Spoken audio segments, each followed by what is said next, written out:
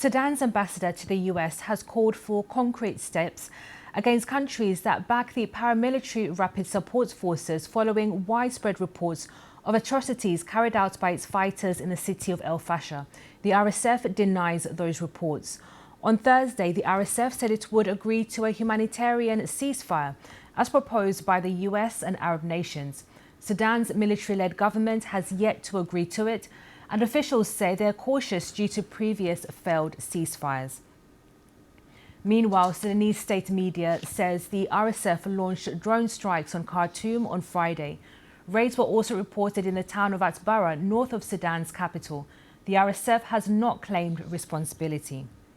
The United Nations is warning of intensified hostilities in Sudan, despite the RSF's endorsement of the ceasefire. The BBC's Tom Bateman has more from Washington. Well, we heard from Mohammed Idris, the Sudanese government ambassador to Washington, a call for accountability, he said, for what he called the regional enablers of the RSF.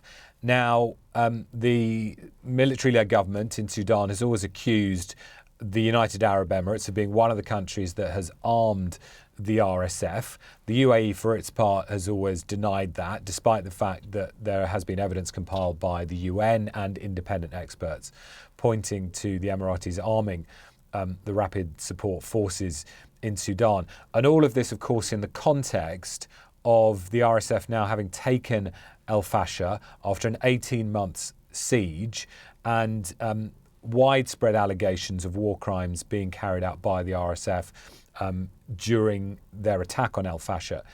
Now, what happened at the briefing from the ambassador today is his officials showed a group of us reporters videos said to be of the RSF committing war crimes. So we saw videos of soldiers shooting at unarmed people who clearly appeared to be civilians, men boasting about attacks and the numbers of people that they had killed. So clearly the military-led government is trying to get that message across. This comes, of course, in the context of a 2.5-year war, the world's biggest displacement crisis, famine in parts of the country, around 150,000 people killed, and both sides having been accused of a litany of war crimes.